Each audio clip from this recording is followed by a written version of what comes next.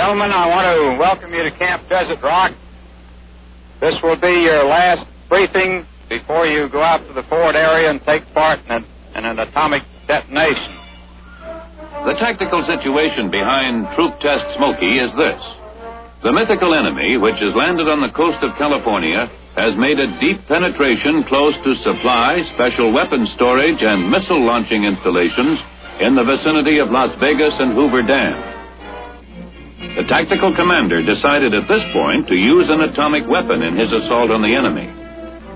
The mission of these men is to move as quickly as possible into the blasted area and exploit the breach in the enemy lines. You are here to participate in an atomic maneuver. This is not a haphazard maneuver. Careful planning for it started months back. Watched from a safe distance, this explosion is one of the most beautiful sights ever seen by man. You're probably saying, so it's beautiful. What makes it so dangerous? Basically, there are only three things to think about: blast, heat, and radiation. Radiation, this is the one new effect obtained by the use of an atomic weapon. Truthfully, it's the least important of the three effects, as far as the soldier on the ground is concerned. You can't see radiation, feel it, smell it, or taste it.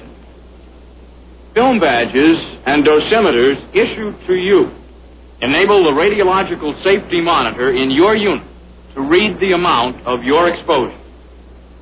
The radiation level may be high, but if you follow orders, you'll be moved out in time to avoid sickness. Finally, if you receive enough gamma radiation to cause sterility or severe sickness, you'll be killed by blast, flying debris, or heat anyway. Well, that's the story. Don't worry about yourselves. As far as the test is concerned, you'll be okay. You called me last night on the telephone, and I was glad to hear from you, 'cause I was all alone. You said, it's snowing, God, I hate this weather. Now I walk through blizzards just to get us back together. We met in the springtime at a rock and roll show. It was on the Bowery when it was time to go. We kissed on the subway in the middle of the night. I held your hand, you held mine. It was the best night of my life. 'Cause everyone's your friend in New York City, and everything looks beautiful when you're young and pretty. The streets are paved with diamonds, and they're just so much to see. But the best thing about New York City is you and me.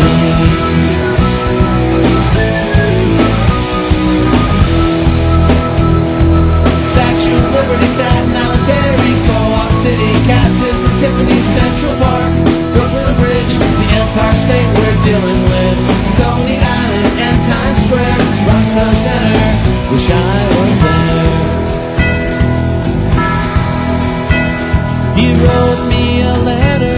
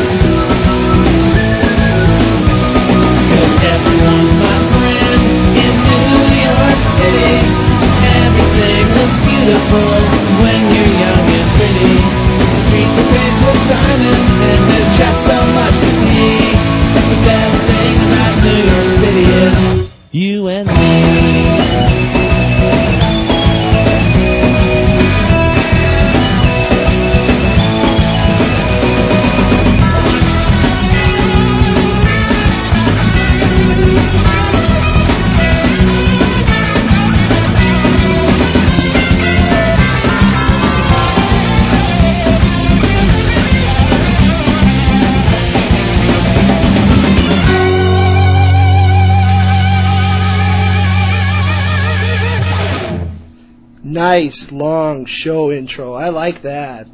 I'm sensing a theme in our show intros. Are we soon gonna run out of A-bomb test tape, or do we have scads and scads of it? No, that was the last one. The Atomic Cafe didn't pan out like I thought it was going to. Was that a bad rental? Well, it wasn't a rental. It was from our lovely Schaumburg Township Public Library. And can the Atomic Cafe ever be a bad rental? No, just for laughs. Well, it's Friday night. This week, the keyword is better mic management. Welcome to the show, Radio Tiki, the Great Tiki Experiment. We're all here. This is more or less. This is Tom. Jeff. And this is Maurice. And I'm Chip. No, you're not. Oh, I'm Chris. Very Sagittarius. And now let's, and we also need to say hello to our frequent guest. Oh, now, you bogged down my system. Nah, you just scared him away. Hello, everybody. I can't tell you what a fucking thrill it is for me to be surrounded by all of these creative geniuses. Now let's get the damn show started before my battery goes out. See, nice. I missed the whole thing. Levels. You know what? Levels. Level check. The whole thing. All right, you know what? I'm redoing it. We'll just do Stephen one more time. Stephen, what did you say? Hello, everybody. I can't tell you what a fucking thrill it is for me to be surrounded by all of these creative geniuses. Now let's get the damn show started before my battery goes out. Much, much better. Thanks, Stephen. Stephen sounded a little surly tonight. He's a little bitchy. He's a little bit bitchy this evening. Okay, I'm going to throw it over to Jeff. We have a weather alert, and you were going to think of this week, the name for this year's storm. I was? You said 5 minutes before the show started, hey, I'll think of something to call the storm. No, I said we should think of something to call the storm. Here we go again. Snow alert. I didn't get that. Snow alert 2000. Snow alert 2000. Bum bum bum bum bum bum bum bum bum. Let me just say, yesterday I was expecting the storm. As was all several million people in the Chicago metropolitan area. Didn't get was the talk of the town. Didn't get it when I was supposed to get it. Got it all day long, and then an hour before I was supposed to come over here. Ain't that the story of my life? Yeah. So I was able to obtain my dinner and eat it in the car on the way over here because everything was going that slow. I got stopped by a train. I got stopped by a plow. And there were 3 people in line at the Burger King. And one of them got stuck sideways in the drive-thru at the Burger King. in a big giant Ford Expedition. Thank you. How does one get stuck sideways in the drive-thru? Soccer mom. It was in fact a soccer mom with several small heads bobbing up and down in the back seat. I couldn't tell their ages, but soccer mom larvae. Yeah, soccer mom Puppa. Pupa. And she got overconfident in her Ford Expedition's abilities, gunned the engine through the drive-thru, hoping to, got to get the burger that much quicker. It's plain broiled, Yeah, and and apparently she was not getting it her way. Oh! First call of the evening. She guns the engine, and at the Burger King. Excuse us for a moment. At the Burger King, there's a curve around the back side of the facility, and this is where she ended up sideways, lurched over that little partial curve they have there. So, had to wait for her to extract herself, not really knowing what she was doing with a big, giant boat of a vehicle. After that, I'm sorry, I thought Chris was talking to me. All right, woohoo! All right. Rick and Sandy. Really? Oh, wow! All right. Say hello to Rick and Sandy out there in listener land. How you doing, sis? It's Maurice's sister checking in. If we can count friends and relatives alone, we can beat that Jesus is Lord station on Live 365. Yeah. Did you see the Jesus is Lord station on there? I listened to a little bit because I've been told on many occasions I need a little churching up. So speaking of the stations that compete against us on Live 365, have you guys seen the Wolfgang radio? And it's all Van Halen all the time. And it's one of the most listened to stations. I know. What do they have to say about Van Halen, and why is it listed under talk? You know what? It's my own fault I haven't tuned in, per se. You know, the sad part about Van Halen is that they haven't put out a good song since Van Halen 2 in 1979 with Dance the Night Away. It's been downhill from then. I'm going to argue with you there. I'm a big fan of 1984 and then nothing else afterwards. Yeah. I'm a Dave guy. Yeah, I'm a Dave guy, too. I am a Dave guy. Well, Dave did I know, yes, but don't discount 1984. It's a damn fine album. Okay. For artistic reasons, Jeff abstains from 1984. And the cheesy videos from that album. Exactly. Can I just say, Hot for Teacher? Yeah. Come on, that's a great... Give me a bottle of anything. Well, that was, and a jelly donut. That was Dave's solo. It was Dave's solo, that was. But it was from that era. It was that frame of mind that Dave was in. So, you know what? Started the show, and I have not opened my Guinness. Yeah. So has anybody watched the news yet for the wall-to-wall snow coverage? They're probably preempting the whatever's on TGIF right now. Yeah. Because, Chicago, February, white stuff's falling from the sky. Yeah. Must be the apocalypse or something. Who knew? Wrath of God shit. I would have never expected that to happen. I mean, it's still winter. Didn't the groundhog say it's spring now? Okay, you know what? Don't even get me started on that little pagan ritual, okay? Don't... What, Christmas? Easter? Those pagan rituals? Oh, we show two, and we're already... Oh, no. We're 12 minutes after the hour, and we're already pissing off the Catholic establishment. And they're talking about us on the Jesus is Lord station now. They're monitoring us. Just one channel down. Don't pay attention to what those evil boys are doing. Those boys are down there, they cuss, and they're drinking, and they're talking about pagans in reference to the Lord. Don't listen. Back to pouring my Guinness. I'm on water and McDonald's tonight, just in case. And I've got a Coke. High on life, that shit. Beverage sip. Dead air. No, it's okay. It's quite okay. We got lots of feedback from last week's show, and a couple of people have told me, "Hey, let us breathe as listeners." So tonight I'm going to practice the 2-second dead air. Not every 5 minutes, but when we can. So I will sip the... Chris has just pulled out the whiteboard. I think we're in for a game of Hangman here. Okay, you know what? That means the show has started. Are there any A's? Are there any E's? Chris is reminding us to at least say the name of the show. To pump the website here. Can I interrupt for just a second? Yes. Last time I checked, Chris was mic'd. Perhaps, why don't you pump it yourself there, Chris? Hey, perhaps Quasimodo, you could come away from the board and just say it yourself. I didn't want to interrupt the flow, the moment of silence thing. Oh, that's okay. Yeah, the dead air. Mm-hmm. It's the beginning of the show miasma. We're talking Breaking about out the big words. We're talking about a lot of things all at once. We've hit the storm watch. We've got the dead air. We talked about criticism in the show. We'll settle down into a topic in just a moment. Yeah. But Chris, you kids at home may want to pull up Webster.com to find out what miasma is. You may want to have that up during the entire broadcast. Just to have it in a corner. Minimize it if you have to, just in case we pop out the words miasma. I wouldn't even waste time with Webster. Oh. Go right to the OED word list. Just whip that one out. Have the OED. As I found out last week, you can't access that without a university account. I tried to... Really? I was trying to help my boss solve a crossword puzzle. And at work? No, it was at a designated lunch period. 5-letter Yiddish word for bedbug? No, it was a 3-letter word for naval rope. It came up TYR or TYE or something. NAVEL? No, naval. Did you buy the industrial strength markers? Because I'm getting a whiff of that. Hey, I'm literally all the way across the living room. We need to liven up the show a little bit. I think. I'm not living room. Nice contact. Whoa. Not living room. Studio. Okay. The studio. Hey, the levels are sounding really good. I know. I think we figured it all out. Well, you know what? Management. The idea is just take all the bass out.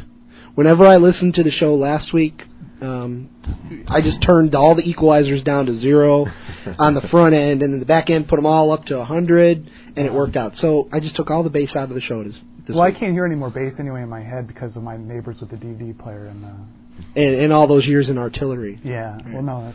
Oh wait, that's somebody else. Brad. That's somebody Brad, else. yeah. Where were we? Brad, if you are there tonight, I mean, just feel free to interrupt again like you did last week.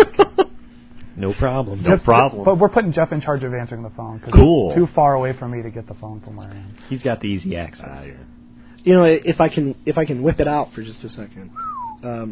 In a previous life, I had some experience in a radio station, and they had one of those little devices on the phone that would light up when it would ring, and then that ringer wouldn't go over the air. For the deaf? Yeah, it's for the deaf. You can get one of those little thingies. They're free.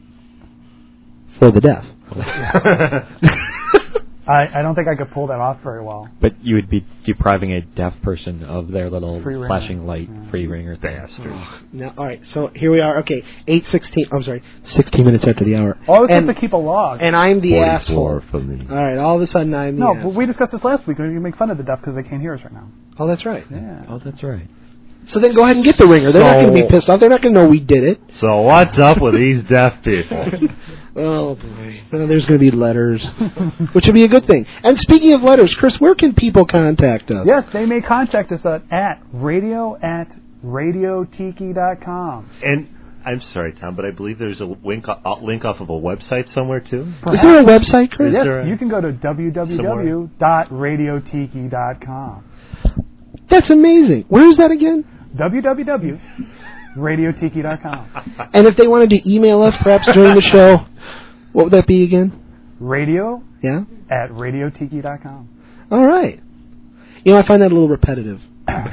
Well, maybe you should have stopped asking. No. No, I don't mean that. You're supposed to repeat things. Okay.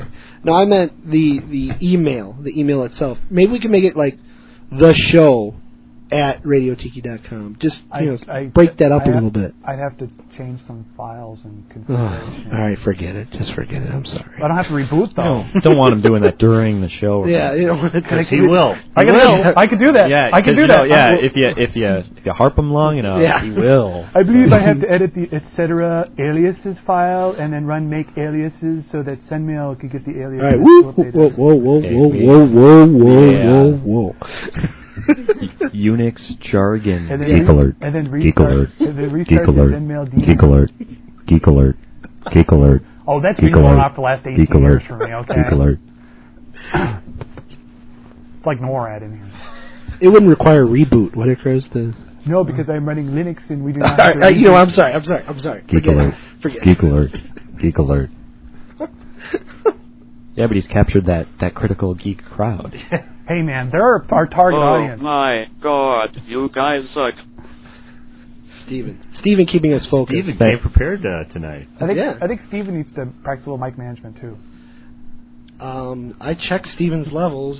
He seems to be fine. You know, he can't control the mic himself. Oh, that's Steven right. sounded a little low to me. He sounds a little down. Yeah. Let me. He sounds a little down. Let me see what I can do. Let me see what I can do for Steven. Got to go walk over. Excuse me while I walk over to the wheelchair. Okay. So how about that snow? So we're talking about George Bush Hey, Chris, can you check the window? Is it still snowing? No, I mean it. Really, you suck. You really do. Yes, it is still snowing. Thanks, boy. Vigorously. Can everyone hear Steven now? Yes, I can hear Yes, Steven. yes, we can. So I'm coming up here, and I noticed that Gulf Road, for those of you not here, the local 6-laner, hasn't even been touched by a snowplow. Welcome yet. to Schaumburg. Welcome. Although Roselle was touched. I don't know why. Coming from the north, at least. It had been plowed at least once. By the multiple car pileups. Dead bodies on the ground. You know what's really good for clearing snow? Gasoline and a match.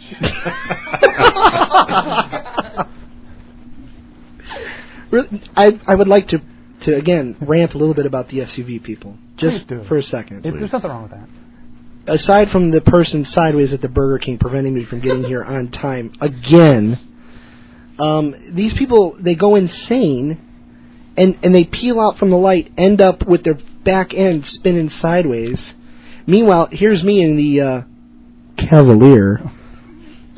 By the way, I thought the Cavalier deserved some air quotes, so I put it around there.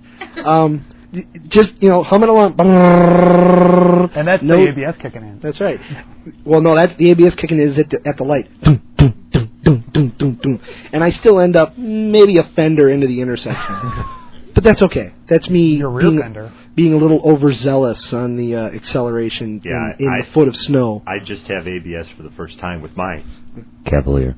And nice, very nice. And I'm still having issues with the anti-lock because I just takes a little while to get used to. The first year when I had my Saturn and having the anti-lock brakes on that, I was sliding all over the place still too. But once you get used to it, this winter, snow doesn't bother my car anymore at all. This storm is a little better, but last time. Well. Hey, Reich People's Motorworks, how's your vehicle working over there? It's okay. It's a fine German automobile. Fine German automobile engineering. Yeah, even though the Germans don't believe on having any beverages in your car, and do the Nine, there are no beverages in the car. Both hands on the wheel, smart ass. Actually, there are cup holders in your car. It's just they don't take the American super size. It's like for cappuccino or espresso or something like that. Nine, Schwein, they are Demitas cups. You take a 32 ouncer, it ain't fitting in any of them cup holders. Oh God, no. No. The Europeans, they make fun of us. Why do you need a beverage that big? I get that from them all the time. I work for the Europeans. An unnamed Dutch company. Okay. I just last week I was with one and they said, I can't get a beverage smaller than half a gallon here. Why is that? We like the beverages here, but doesn't that fill you up? Yeah, but then we just push that off with the big sandwich. Top it up a little bit. He's like, why is everything so big here? Well, Americans are big people. Our forefathers died for the right for our to be large. God-given right to eat a big-ass burger and drink 32 ounces of some flavored syrup beverage. Caffeine. With caffeine. With caffeine. Only 32 ounces? Lightweight. That's a large. Sally. That's a large. Hey, Sally, you Yeah, really. Apparently, I can't do the 44-ounce super gulp. 44? 44? No. Was it the White Hen that had 64 ounces of beverage, my friend? Next size up, back that tanker truck right up. 64 ounces of beverage. I start my day with a liter of Mountain Dew. That's the start of my day. And when do the shakes kick in? After I get home. Hey, and wait. sleep. Did you guys see that special that was on 2020 about people who drink Mountain Dew, the kids? No. You didn't see that? No, you know what? 2020's on after my bedtime. I'm old. Oh, that's right. Yeah. Def topic change, by the way. I had Jello. I had Jello today. No, so what about? Wait, who's the grandpa now? What about him? No, it was just there's an infant at my house. They were just doing a story about Mountain Dew and how all these kids, like 14-year-old kids, are drinking Mountain Dew. How caffeine's bad for you. Well, yeah, sure, like 12. Kids drinking like 2 liters of Mountain Dew a day, but I wouldn't know what I'd be without Mountain Dew today. Cause I can't start my day without a little beverage. Yeah. And that's all the people at work. Don't you drink coffee? No, I don't like coffee. Coffee makes me jittery. That's all bitter. You know what I need? I need a nice big Coke. I remember taking classes at an unnamed telecommunications company early in the morning, and like people were, how can you drink that in the morning? I mean, it's like 8:30 in the morning, 8 o'clock in the morning for these classes. I'm not awake. I'm not a morning person. Lucky if I roll in by 10. It must be nice to flex. I think yes it is. I flexed beyond the breaking point today, so because of the snow. So yeah, a lot of people flexed today. Hey pal, I was snow blowing the driveway at 6:30. I don't know what you were doing. George Bush? I know. With my job at an unnamed mail delivery company, large at the largest employer in the United States. At the unnamed largest employer of the United States. Yeah. At the unnamed government welfare plan. I mean, Excuse me. Alleged Alleged. government welfare plan. No alleged about it. But I know, getting back, that the two things that are always gone from the vending machine are the Diet Coke and the Mountain Dew. You know, I find it very interesting that the pattern, the people that work at the unnamed largest employer in the United States. In my younger days, in high school, I worked in a liquor store. We'll get on that. What was the name later. of the liquor store? I'm not allowed to say. Was it unnamed? It's an unnamed liquor store that was employing 16-year-olds to do whatever. To select their porn, as I seem to remember. They did have a video. To, check people out at the register. They did have a video service at the unnamed liquor store. But anyway, just down the road, and this happened to be, for those of you abroad, this happened to be on the south side of Chicago, very near a large facility in use by this unnamed mail delivery company. And every night, the people at this unnamed delivery company would get a break. I guess it was a sorting facility or whatever. And every night at 10:15, they would come and sell us out of pint bottles of gin and quart bottles of grapefruit juice. Oh, yes. So every night, 10:15, it was gin and juice time for the unnamed postal delivery company workers. They like the gin and juice. Okay, can we not say postal because that actually is a word in the name of the company? That narrows it down to other words we might not want to use tonight. States, no. Service, United. That could be confused for an airline, though. Exactly. I'm sure the United Arab Emirates. I'm sure the United Arab Emirates has a postal service. Sure. That's the plants are infamous for their stories of they've cleaned it all up, supposedly, but they like the gin and juice. You still get a couple of empty bottles every now and again mixed in with the incoming mail. In the first class mail. Sure. Mommy, look what I got from Grandma. A pint bottle of juice. I mean, it comes in Yesterday I got the empty bottle of gin and it's sealed, so it's not in there. Chris, please play a goddamn song. Oh, you want to hear a song? I got one. I think Steven's getting a little impatient. Yeah, he can't stand us sometimes. Is that why he divorced his wife and married his nurse? Allegedly. Steven's not equipped to answer that right now. That would be allegedly, Chris. No, he did. So. You caught Stephen a little speechless there. I'm sorry. I'm sorry, Stephen. As far as anyone can tell. Nice going, butthead. I didn't know Stephen could say the word butthead. Well, his program is very advanced. Way to go, dick lick. Okay. All right, let's calm Stephen down a little and play a little song here. He's really getting upset. Do we have to turn you down there, Stephen?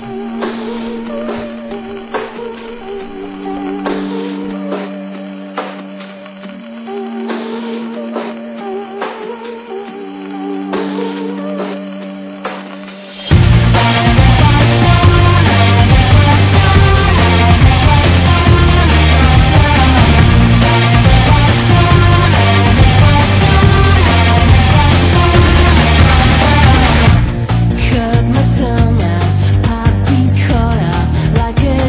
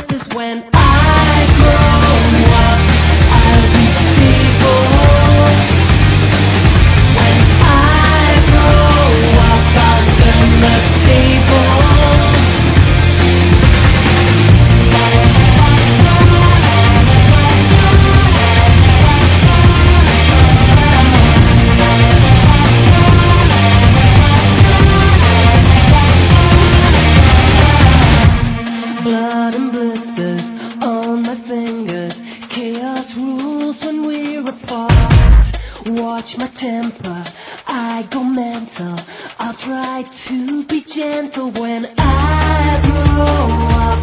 I'll be stable.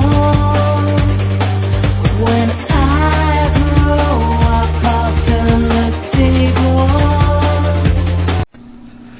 Well, we have at least one in-studio guest that is just very happy that we're playing the Garbage tonight. She's a huge Garbage fan. She wanted to know how many Garbage songs we were going to play tonight. Apparently, she's trying to dictate format. Thanks for bringing Yoko in here tonight. Really appreciate that. I don't believe she's trying to dictate format. Oh, so says John. Well, so says John. She's got a lot of great ideas. If you don't want to play something, you don't play it. I mean, you should listen to her. She's a vanguard. You don't understand what she's doing. Okay. Sorry, I have some issues with Yoko. Not the Yoko we have here tonight, but the real Yoko. But that was a darn fine Garbage song, though. It was a darn fine Garbage song. I'm not getting down on the garbage. I like the garbage. I like the garbage. What? Who's got a problem with the garbage? I don't have a problem with the garbage. Oi. Well, it's once again we here on the Tiki Radio Experiment, Radio Tiki, radiotiki.com. We have to address some deaths, or a death in particular. It's been a rough week.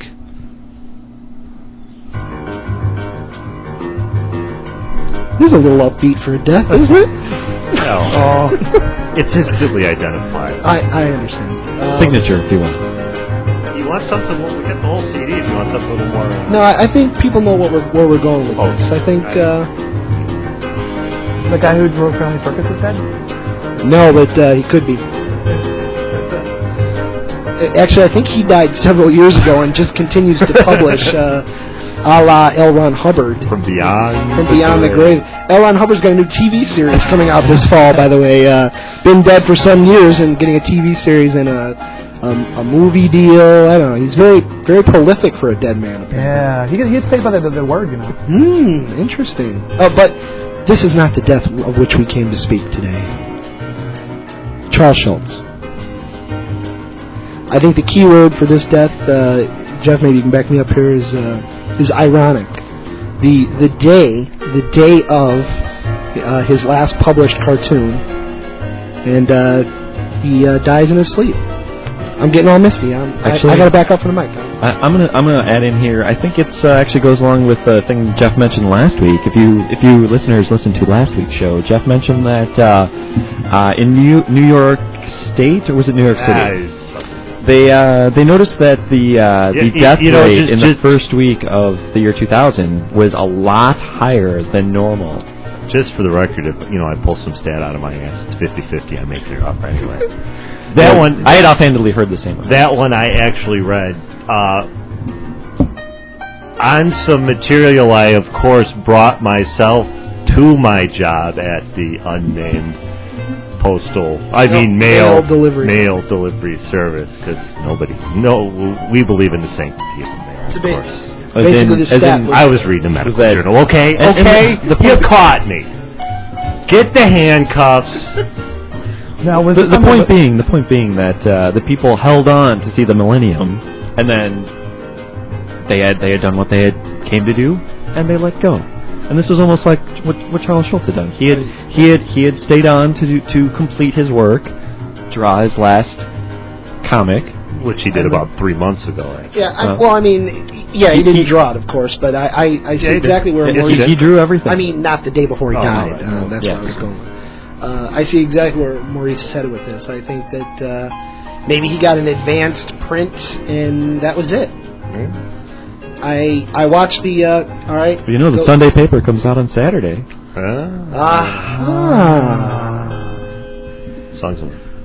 Well, it's going to repeat as we talk about the death, isn't it? Okay, there we go. Go ahead and condemn me to death. Condemn me to death. I watched CBS for a little while this week, okay? And I did catch the Charles Schultz tribute that they did. And now, again, I feel like I'm going the wrong way on this. I feel like when we talked about Bob Collins last week, that what should have been a nice tribute I got all bitchy about. But with Schultz, I think that perhaps he was a little too tied into the whole Peanuts world. He was they had an interview with his wife on this tribute show, and she said that she could never get him to come out of the Peanuts universe, like even for dinner. He was always like, if he was quiet in the car, he was thinking about Charlie Brown and what he was going to do next, or he was thinking about Snoopy and Red Baron, and I don't even want to get started on the whole Red Baron World War I, World War II metaphor for I'm not happy where I am right now, I'm going to disappear into this little universe. Oh. Okay. Am I being too bitter? Am I getting too bitter? I'm just saying that perhaps it was a good strip, and I read it every day. It was a guilty pleasure at the worst, but I enjoyed the strip. I just think that when he was done, and that perhaps like Maurice said, he held on to that strip so tightly and that universe so tightly that it ended and he ended. Profound. Oh, I didn't mean to be profound.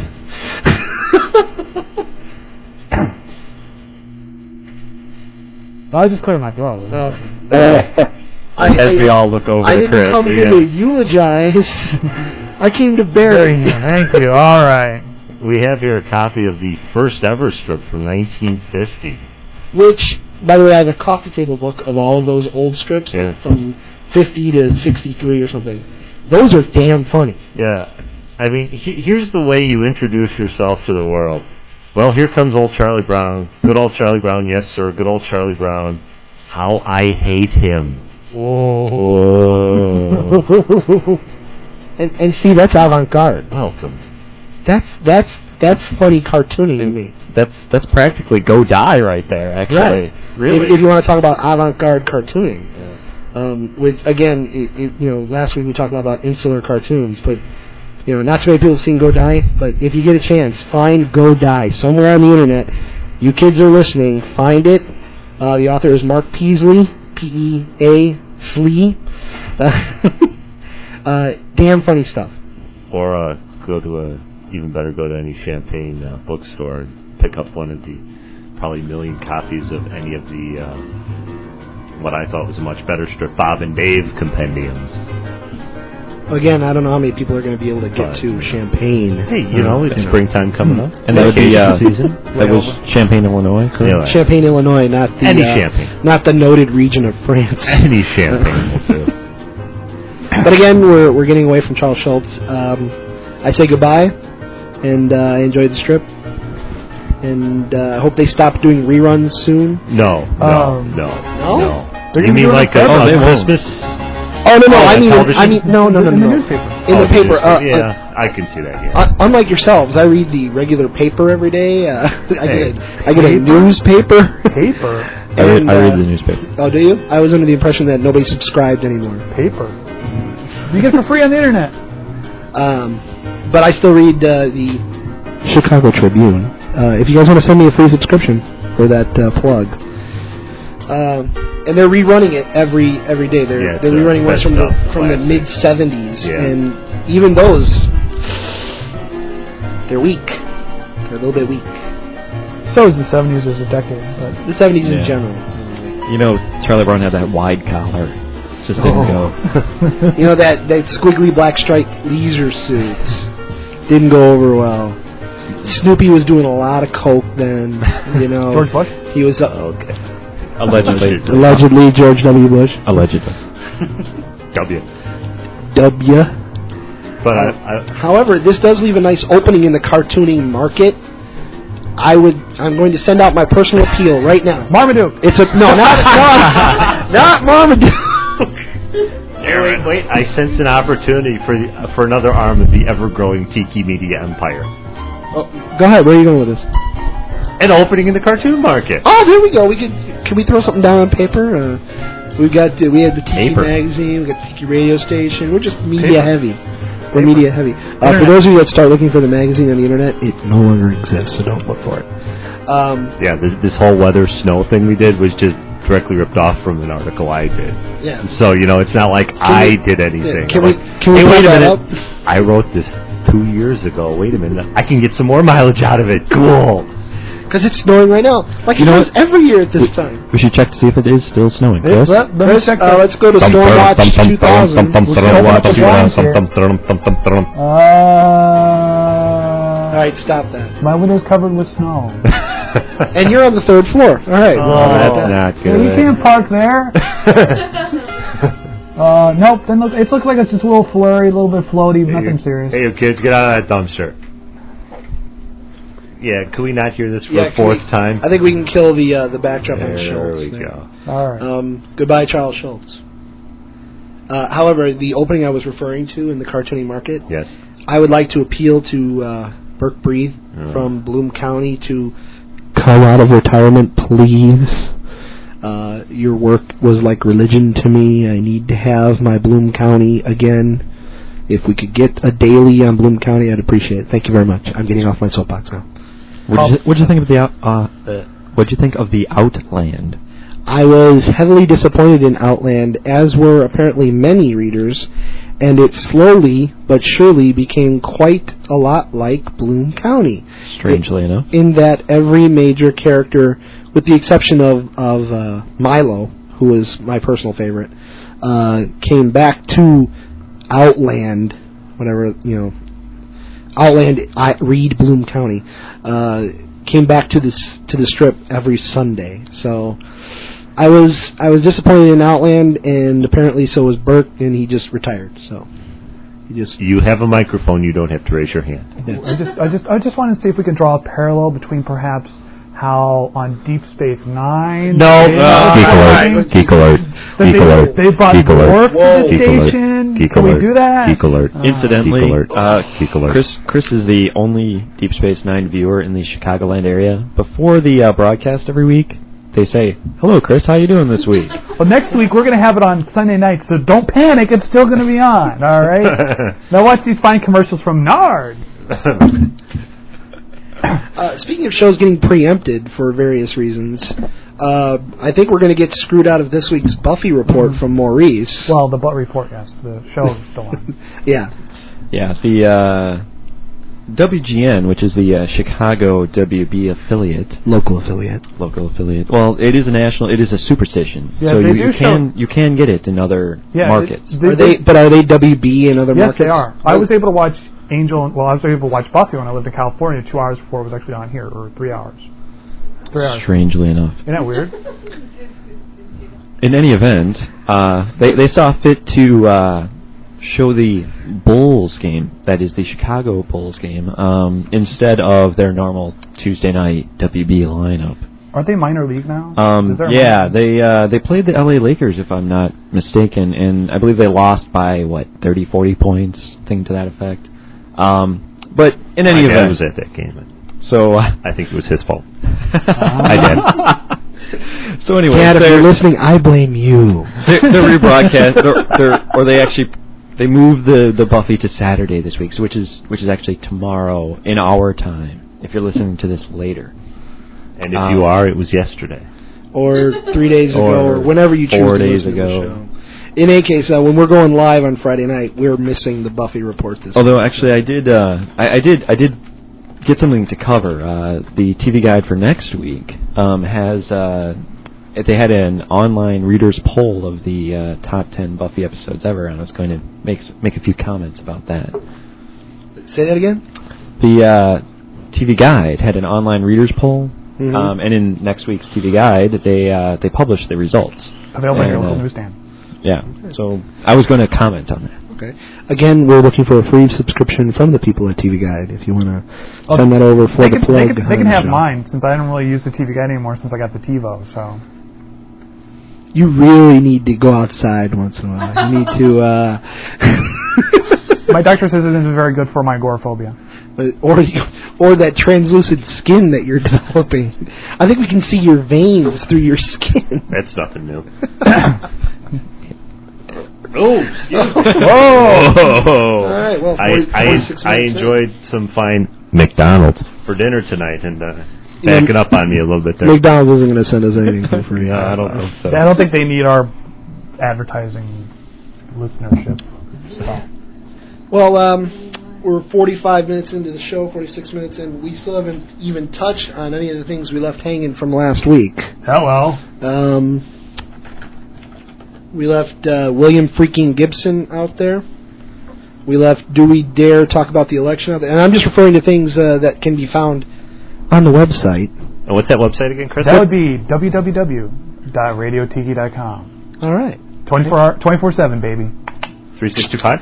365. Or 6, as the case may be. Hey, just a techie question. How's the rebroadcast going to work this week? Is it going to be last week's show, this week's show, or maybe break it up a little bit? Maybe. I really haven't made that decision yet.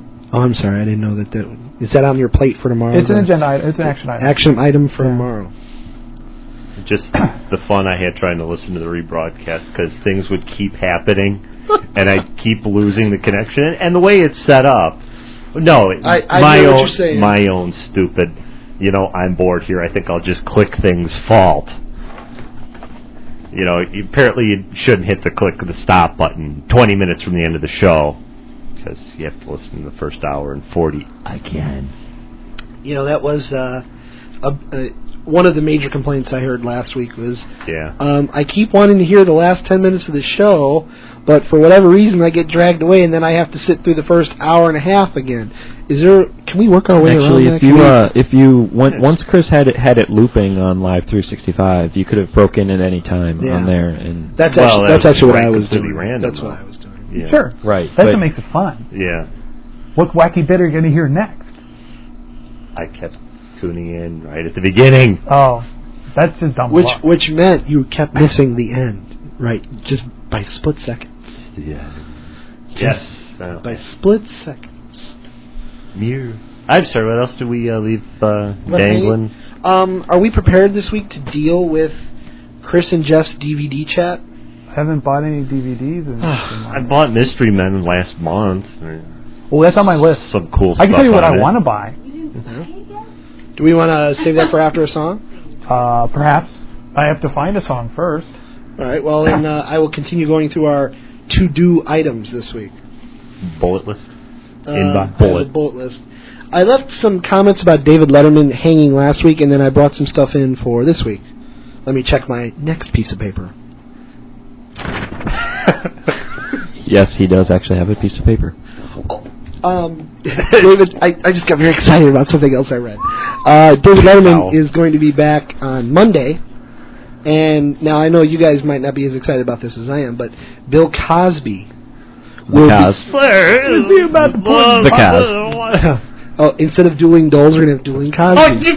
That was supposed to be a big surprise. Nobody heard me say that. It's okay.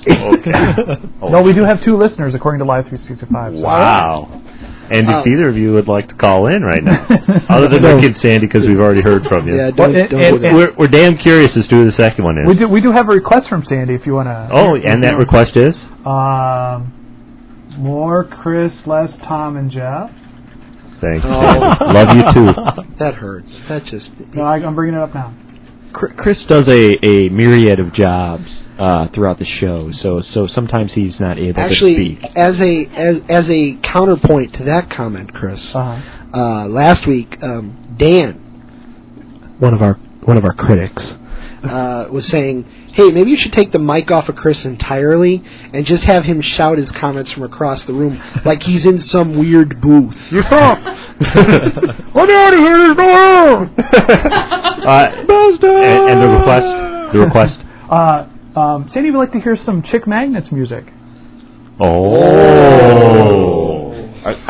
Are we even prepared this week to do something? We are not prepared this week, but we can be prepared next week because I have that tape. Sweetie, we're going to have to ask you to tune in next week when we actually have that material with us. Oh, wow. We got to go back to the master tapes. We could actually play the entire tape. It's like, like 10, 15 minutes 20 long? minutes, actually. Why don't we do that? Let's say next week the show is 2.5 hours, and we will devote the last half hour of the show to that tape.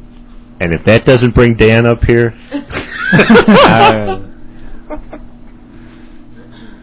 nothing will. It's on tap. Let me talk about my thing that I was really excited about, and then we can do this song. David Letterman going to be back on Monday, and I'm going to be tuning in because I'm kind of a Letterman geek. I like the Letterman. And an avid CBS viewer, apparently.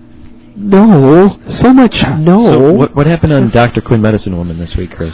Tom. You know, that show's not even on anymore. Hey, you know, John Goodman's going to be on Now and Again this weekend. What is Now and Again? See, I'm acting like I don't watch CBS. You almost fooled me. Yeah. And Cheech Marin, he's on some show on that station, isn't he? With the Don Johnson. With the Don Johnson. Is he still married to that 80-year-old woman or something like that? Don Johnson? Checking out at the Jewel this week. Checking out at the Jewel this week, I found out Don Johnson's leading a secret gay double life. Allegedly. Well, this was in 3 of the papers. Didn't I preview that last week? Did you? I don't know. Are you living the secret gay double life with Don Johnson? Are you a boy toy, Jeff? Was there a song you were saying there, Chris? We had a song. Or was Tom ready for it? That's fine. I would like to revisit the possibility of Jeff being a boy toy, though. I'm excited about that. Bachelorette number 3. First of all, I would push you to the ground. Pee on you, chanting, house on fire, put it out, put it out. Then I would force you to drink antifreeze until you pass out. And then you would wake up in excruciating pain with a size 7 Poopchute. Ow. Alright, you know what? Good morning. Okay, Chris. Just laughing and scratching here. Don't do that. Oh my God, Chris. Mother! I've been sitting on that for like... Mother!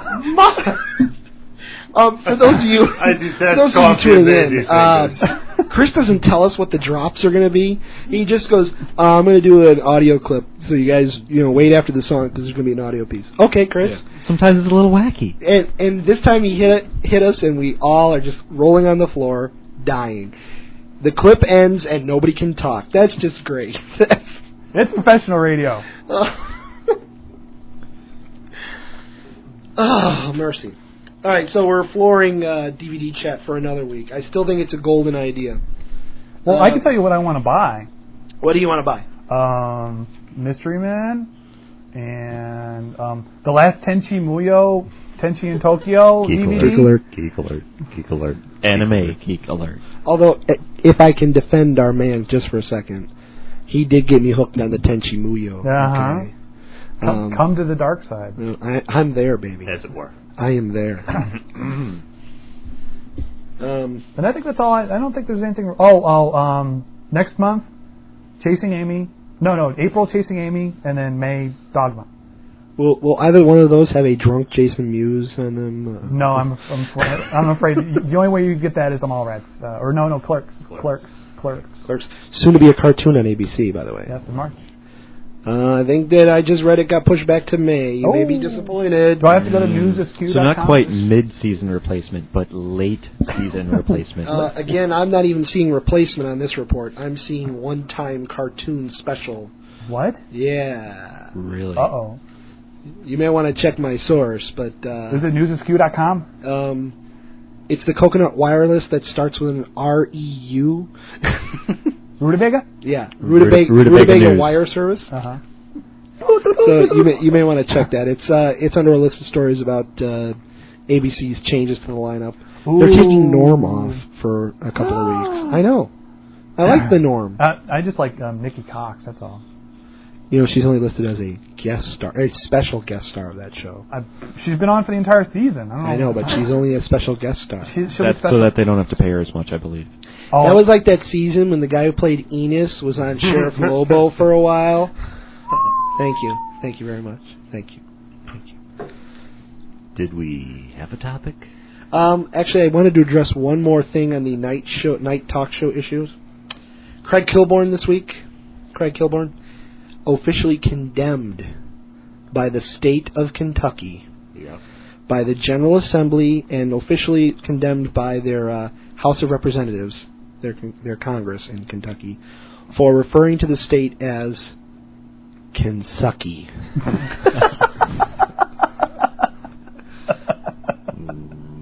So I don't know what kind of effect this is going to have on Kilby, but he's been officially condemned. I don't know whether he can't go to a Stuckey's there. I don't know if he can't participate in the Derby.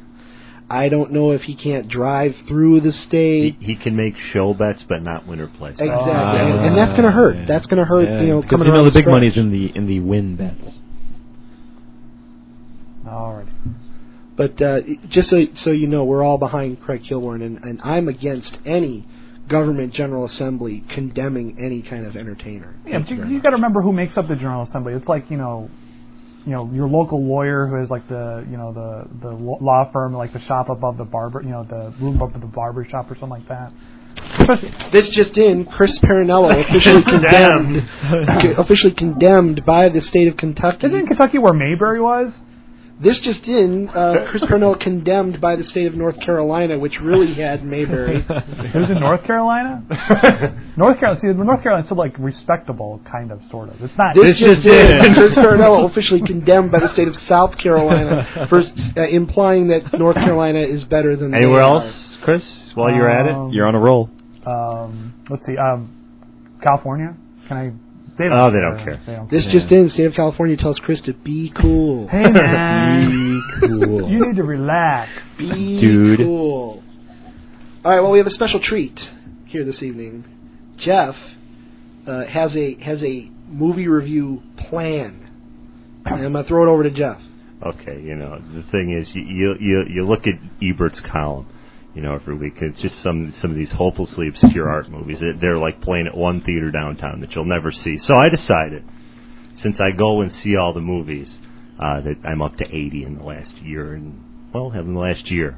I'm so very proud. It's a hobby, not a cry for help, just for those of you. No, it is a cry for help.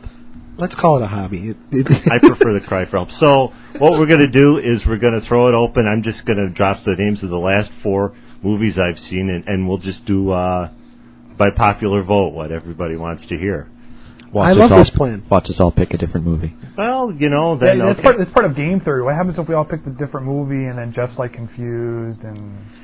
We go on to the next bit. Oh. I'm fairly sure that will not occur. Okay. You've got pre-screening of the movies he's gonna. And no, just not to pull the curtain off the back of the show, but I'm sure that won't occur. Oh, okay. Okay. Why is that?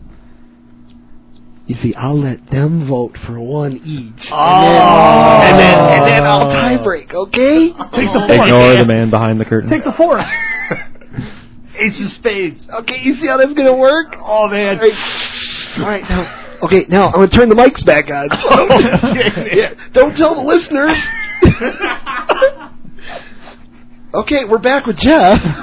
Okay, so I'll just drop the name of the movie in a little letter grade. Maybe the letter grade will influence you. In the last 2 weeks, and I just do the last 2 weeks because we didn't talk about this last week, and I'd be damned if I remember the movies I saw 3 weeks ago.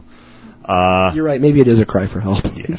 Okay, I saw, let's see, the C, graded C, Scream 3, the A- Cider House Rules, the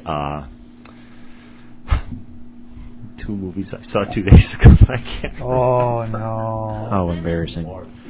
Okay. This is intervention. This is an intervention. So how about those 2?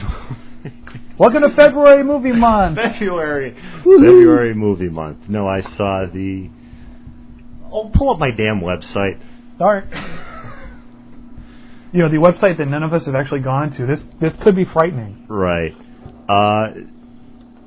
I guess... Oh, okay, wait. I saw Angela's Ashes, which would be like a little A-, and I saw Eye of the Beholder, which is a big, fat F. Is that Ewan McGregor thing? Ewan McGregor, Ashley Judd. Okay. Vote! Is Ashley Judd naked? Yes. We get to see... So doesn't that at least give it a D- or something for titillation? No, that brings it up from the F-. Oh. There's no such grade as an F- for... There was for this movie. Ooh, I want to hear about Eye of the Beholder. Yeah, so do I, actually.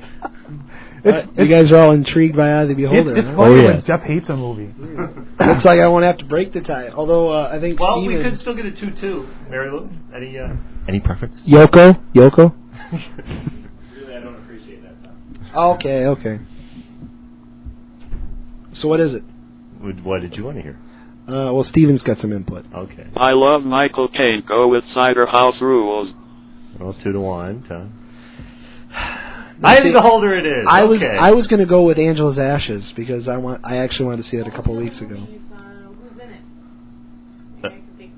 Scream 3, Angela's Ashes, Cider House Rules, and Eye of the Beholder. Cider House Rules sounds like a skateboard movie. Cider House Rules! So, Eye of the Beholder. Okay, here we go. Okay, this movie tries really, can I say really for the next 10 minutes?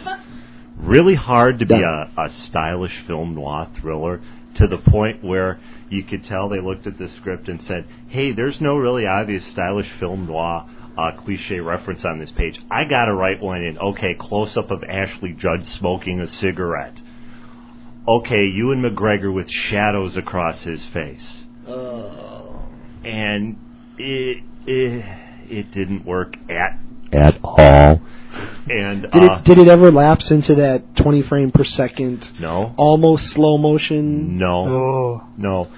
So you've got characters whose motivations are supposed to be this big payoff at the end that you spot 5 minutes into it. And you've got this shadow puppet daughter that Ewan McGregor lost that is supposed to be this delusional, just figment of his imagination, but completely gratuitously, I'm sorry for giving some of this away, is implied that there's physical evidence that she's actually there and real. Later on, for no reason whatsoever, just to be artsy, and it was really, really... Maybe you need to see it again. I don't know. No, maybe there's stuff you're missing. No, I'm not missing it. There's nothing to miss, Tom. You get Ashley Judd, who's a serial killer, for no reason in particular. I recall reading something about her getting beaten up by her father or something, and that made her a serial killer. No. Okay, Tom, here's basically what happened. Yeah. Okay, she gets arrested, juvie thing, for theft, spends 12 months in detention. That's enough to turn anyone into a serial killer. No, that's not it. Oh, damn. At the time she's in detention, there's this program that failed, this, transition social work kind of program that completely failed. But the doctor says she was one of a kind and kind of took her under her wing and said to her, don't let anybody ever push you around again. And that's the only thing that turned her into a serial killer. Okay, all those young ladies out there looking for a little self-confidence and a little strength, Genevieve Bujold. A little strength of character, you're going to want to avoid anyone that tells you to be your own woman, because apparently it'll turn you into a serial killer. Or a lesbian. Or a lesbian serial killer. Yes, stay away from this movie, please, as a personal favor to me. John. It's not even like a good rental? No. Perhaps a HBO late at night after Skinamax goes off the air? No. Dog Park's coming out. You can rent that. Ooh! You like the Janine. I love the Janine Garofalo. Janine, if you're listening, call in. Email. That number is 555. Get help. And after Ewan McGregor is coming off that high of being Obi-Wan Kenobi, I'm disappointed. Yeah. I thought he had more in him. Mm-hmm. Of course, perhaps he was just taking the first avant-garde script that came out after the Star Wars, so he doesn't get typecast into Star Wars. I think he probably did Star Wars, filmed the principal photographer for Star Wars like 2 years ago, so he's got a lot of downtime. Don't ruin the illusion. I'm sorry. don't ruin the illusion. Lucas needed like 2 years to be able to put like his mouth on like Samuel L. Jackson's face. All right. With the digital, the lightsabers, the... So, if you want to go see a movie out of those four, go see Cider House Rules and sit there and say, this is a really good movie, but I don't see why it was nominated for 9 Oscars.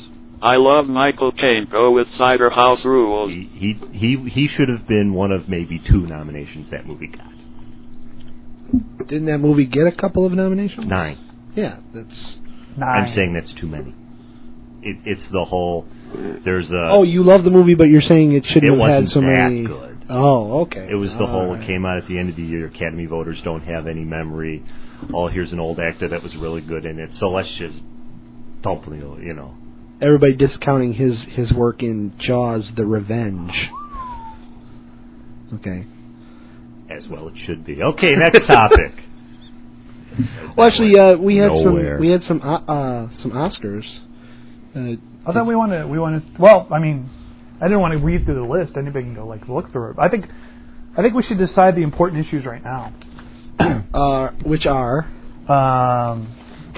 Let me go through. I think the best foreign film. No. For and you know, just if I could go out on a rant here, one of the great movies last year, not eligible this year because it was released in a different country like 2 years ago, was Princess Mononoke, the animated film. Did you actually see that, Jeff? Yes, brilliant movie. If you're into the animation or not. I'm into the animation. I think Chris is into the animation. Maurice, do you recall Chris being into the animation? I'm not sure. Looking at his, around in the studio and maybe seeing what a good 24 anime tapes. But it's all the same series. Very few of them are porn. But the point is. But the point is, it was released something like 2 years ago in Japan. So, I mean, this is something that should easily take best... I mean, not even best animated, best foreign film, in my opinion. Not that I've seen that many foreign films, like maybe 3 of them. Well, that's another on your list of films that Jeff has recommended to me that I have to rent. I'm still trying to convince... Ain't out yet, baby. Trying to convince Vicky that we should get Run Lola Run, because you said... Do it, so yes, good. yes. I don't feel like reading a movie, though, for 2 hours. And I have the DVD. It is one of the worst dubbing jobs I've ever heard. Oh. No, you want to hear a bad dubbing job? And now let me go on a rant just for a second. In fact, you can catch this tonight. I pass the rant off to Tom. Those of you listening to the live broadcast, after the show tonight, okay, now you're going to give me some crap for this, but that's okay. Turn on the Home and Garden channel. No, wait. I'm sorry. Wait. It's either Home and Garden or the Food Channel. One of the two. Wait. You have to turn off CBS to do this? How does that work? Okay. See, I knew there was going to be an issue. I knew there was going to be time shifting, taping. At midnight, well, actually at 9 p.m. on Fridays, but you should be listening to this show at 9 p.m. on Fridays. And then rebroadcast at midnight. 1400. Midnight Central. On the I think it's the Food Network. Yeah, it is the Food Network. They have a little program called the Iron Chef. And it's something... I am Iron Chef.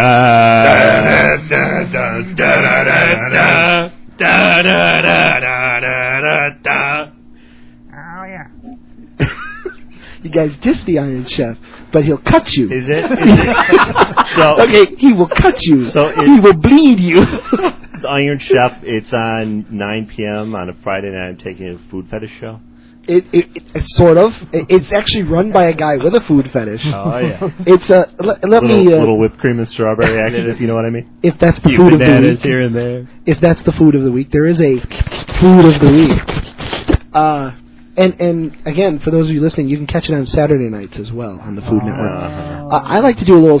Again, I have a 5-month-old child, so I like to do the Saturday Night Live Food Network Iron Chef conglomerate, which then flows right into South Park at 1 a.m. Okay, just a little glimpse into my sad Saturday nights.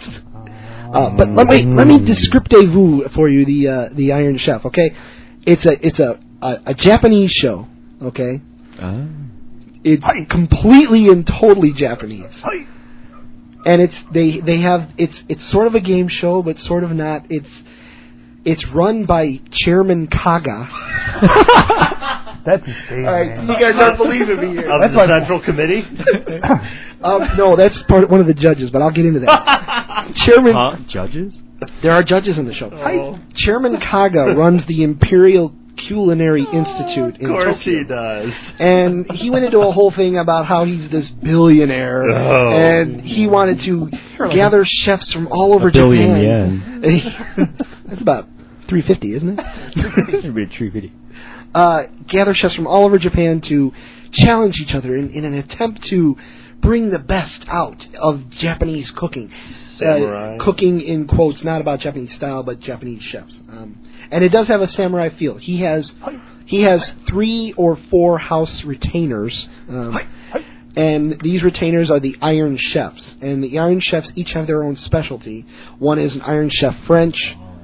No, this is a good thing. It's a great show. Iron Chef French, Iron Chef Italian, Iron Chef Japanese, and Iron Chef American.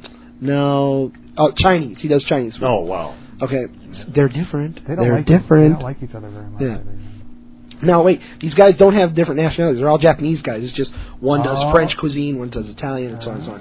And then they pick a guy from all over Japan, some chef, to challenge the Iron Chef. And they have 1 hour to cook a meal using everything they've got in the studio. They've got 2 assistants and whatever. They've got to cook this gourmet meal using the ingredient of the week. And Chairman Kaga comes out in his long silk gown, and he's got this, like... with nothing underneath. He's got this Siegfried and Roy pompadour black Japanese hair, and he whips off this silk cloth that's covering up the food of the week. And one week it was squid, and last week it was peaches, and so they have to cook this gourmet meal. Like, one week it was sardines. They have to cook this meal, and each of the dishes have to bring out the best flavor or represent the dish. I know. You look at me like I'm a crazy man. Check out Iron Chef.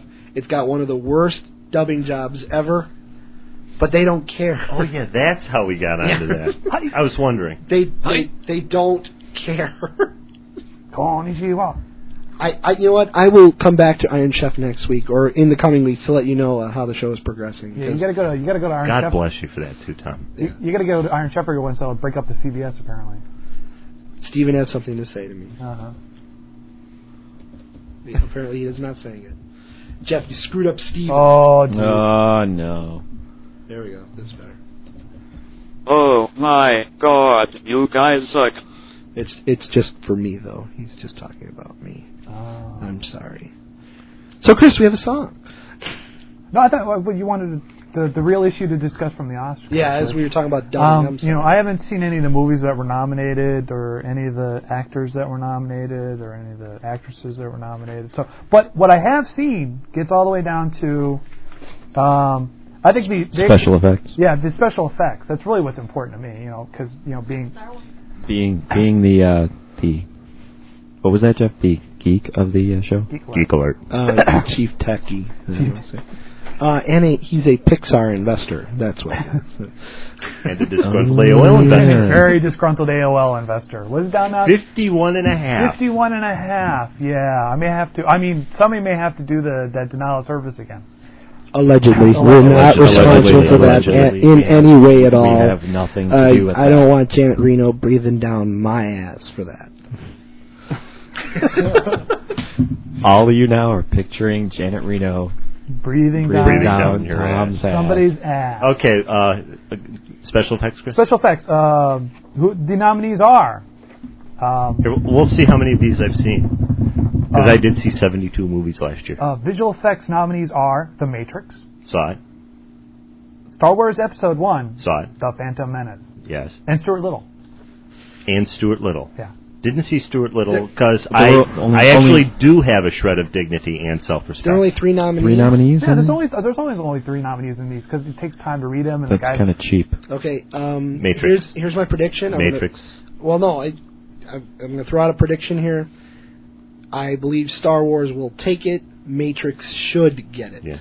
My belief is Matrix was a better film as far as special effects go. Hasn't the Oscars been snubbing George Lucas for all time? Doesn't always. But that's just it. They'll throw him the special effects bone. Yeah, I was going to say they were going to continue to snub him. No, he's always gotten the special effects bone. He got one for Star Wars. Yeah. Well, Star Wars, yeah, but because at the time that was like high technology. But it was high technology. Yeah, I think it's going to go to Star Wars. Just throw him a bone, but it should be Matrix. The special effects were much better in that film, as far as I was concerned. I mean, can I just say Jar Jar Binks? But if you look at this, I thought about this earlier. You say lots of people gonna die? Misa, you're gonna die? But if you think about the Matrix, and if there's like a special photography award, then I think the Matrix should get it because of what they did with the slow motion and the 3-dimensional camera with that was just groundbreaking. Yes. But if you look... Of course, Gap commercial did it about the same time. Well... The Gap commercials are not nominated this year. No, but you got to look at some of the scenes that they did inside of Star Wars. I mean, there's two scenes in particular. There's the one where they're just showing Naboo for the first shot, you know, and then there's the one where they show Coruscant for that one shot overhead when they're flying in, you know, with Natalie Portman. Can I just say you sound like you're on a DVD right now? I'm sorry. No, it sounds good. I feel like I should be watching it on the screen going, now you see this shot here where they're coming into Coruscant, and you can see there are 3 taxi ships, but they look like birds. They're birds. It's brilliant. Anyway, go ahead, Chris. But no, if you look at those two shots, and when I saw it in the theater, midnight the night it came out. Okay. which I of course had to get scalped tickets for.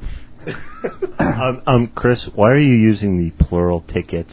That implies you went with someone. I went by myself. So it would just to be proper and correct ticket. Ticket. But no, it's okay. Not to reinforce a point or anything. But I mean, okay, plot aside, the plot was a little. There could have been a reel they cut out in the middle there with Tatooine. But I mean, just those two shots alone deserve a reel. Yeah, a reel. You know, those two shots alone, I mean, deserve an Oscar. I mean, they were just D.W. Griffith all of a sudden here. Ooh, and actually, Alan Smithy. That's it's an Alan Smithy project. Those two shots alone, I think, deserve the Oscar. I mean, I don't know. They should share. And I see that Episode 1 was also nominated for 8 Golden Raspberry Awards. Well, yeah, I can see that. But for along with Wild Wild West. Now there's an insult. Ooh, yeah. Did they tie for the most nominations? Both at 8. But I have a private copy playing on my COMPUTER, Oh. Steven had a little brain fart there. Hang on a second. We had to unload his quantum physics library. Oh my God. That was that copy of the OED that he was looking at. It just bogged everything down. Anyway, Steven says, I have a private copy playing on my computer. Leave Chris alone. Steven was watching Star Wars the first night, too. Okay. If it hadn't have bonged the first time, that would have been much, much happier as far as timing goes. Probably. Sorry. The only other category I would be concerned about of movies that I've actually seen would probably be the original song category. I want to hear Cher sing Blame Canada from South Park, which has been nominated for an Academy Award. You are kidding, right? No. It has been What are the other songs? Read the nominations, please. I don't have the actual songs, but there are South Park, the Blame Canada from South Park, song from Music from the Heart, one from Magnolia and Amy Mann song. Yes. Toy Story 2, Randy Newman, of course, and another song from Tarzan, which I think was Elton John. No, that would be Phil Collins. Phil Collins? Okay. Another short, cherubic British singer. You want to talk about being snubbed by the Academy? How about Randy Newman? The man's been nominated, I think, 18 times. Yeah. Including 1995, where he was nominated 3 times. In the same year, didn't win. Hasn't won yet. Hasn't won a single damn thing. Who'd he piss off? I don't know. There's probably short people on the Academy. Well, no, I think there's short people on the Academy. But you got to remember, like 1995. What movie came out in 1995 that he got snubbed over? Okay, never mind. Oh, okay. Big blank. I could bring up the fire. You probably could. Was it Dirty Dancing? No, 95. I don't know, but hey, I just want to hear Cher sing "Blame Canada" from South Park. Why? Is that the Uncle Fucker song? No. Blame the Canada. Uncle Fucker song would be the Uncle Fucker song. Damn. See, if it wasn't so bad snowing, I was going to go and buy the CD with the soundtrack so I could play it. But it was a nightmare getting across the South Road. Right. Yeah. But you know, at the Academy Awards ceremony, they have to do a big number for all the original songs and everything like that. So I just want to see the big production number for South Park. Or Jack Blaine's going to kind of stand up and have a heart attack when they start doing it. And again, talk about being screwed by the Academy. One of the awards they don't give out is for Best Musical because there's never enough musicals per year. And I mean, South Park would be the best musical this year, of course. There aren't enough nominees, so they won't give out the award, and they get screwed again. But if there are enough musicals in a given year, they have the... Sure. No, they got rid of the category. They just got rid of it. Do they bring it back if there's... Sure, after South Park can no longer be one of the nominees. Sure. Yeah. As long as it's not a year there's a sequel or anything like that. So, because a few years ago I was pulling for that Newsies. That would have been a great musical. Newsies? You don't remember Newsies? No. We got some blank stares here in the studio. All right, just forget it. I'm having a bad night. Aren't we all?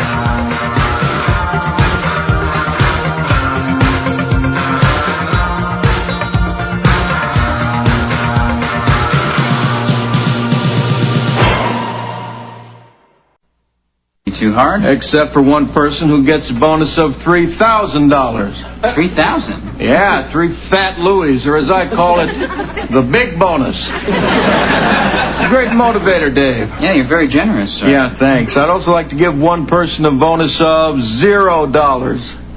Zero? Yeah, $0, or as I call it, the shaft.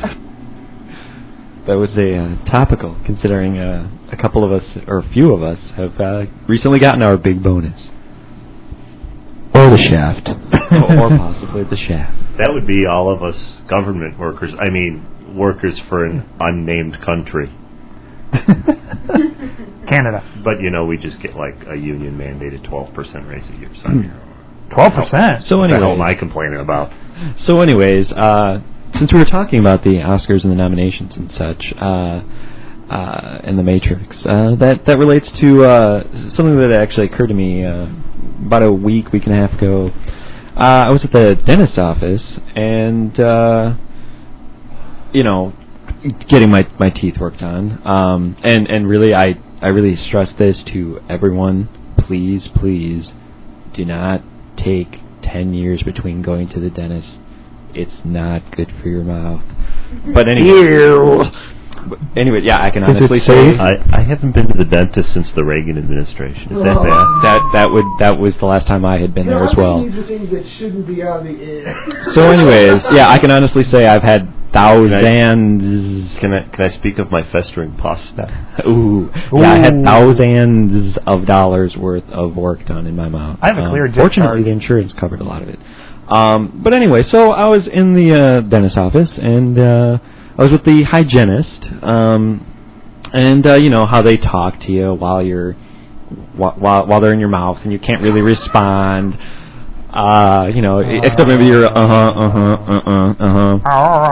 and so she's talking about how she's taking this philosophy class of all things, and she's really enjoying it. But she's getting really stuck on this assignment that she has, and that assignment is to write a paper about the movie The Matrix, which is her professor's favorite movie. And I was thinking, hey, wow, that's a very interesting topic. Meanwhile, she's still working on my mouth, so I really can't say anything.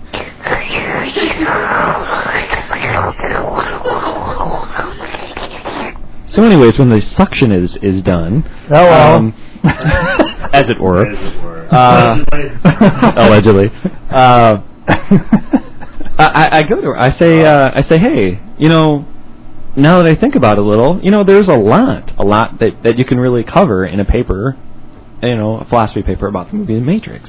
And I just threw her something really quick off the top of my head. I said, you've got this whole theme of how the world is what you make of it.